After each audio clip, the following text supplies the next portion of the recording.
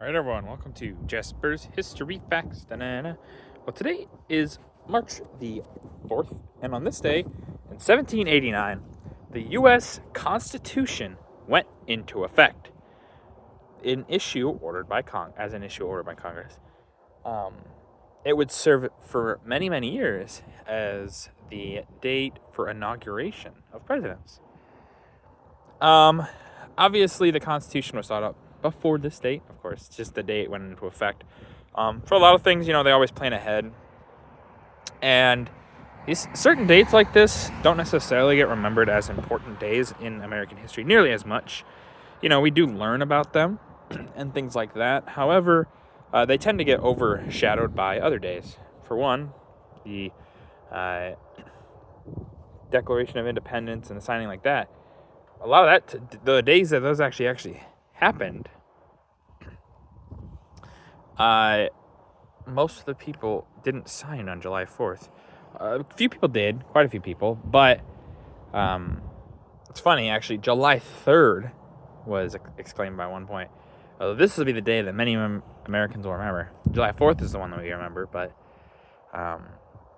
it's just funny. Certain days get remembered more, even if they're wrong, than days that were,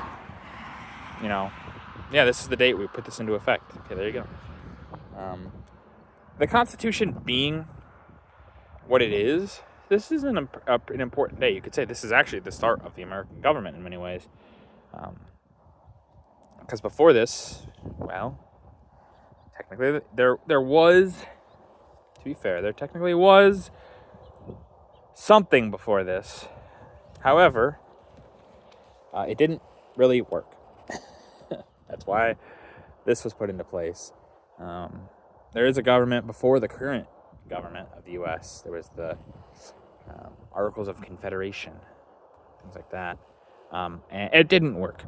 So they, funnily enough, they trap a bunch of people in a room, a bunch of these lawmakers, and by saying, oh, yeah, George is going to be there, George Washington. And, they kind of force all these people to be locked in a room so they can hammer this thing out. They managed to, at least. And then they forced George to be president. So just a bunch of forcing people to do things that a lot of them really didn't want to do. Especially George. He did not want to be leader. He wanted to go home and just hang out with his wife for the rest of his days. But hey, once called, to be fair, he did serve his country well. And now you know.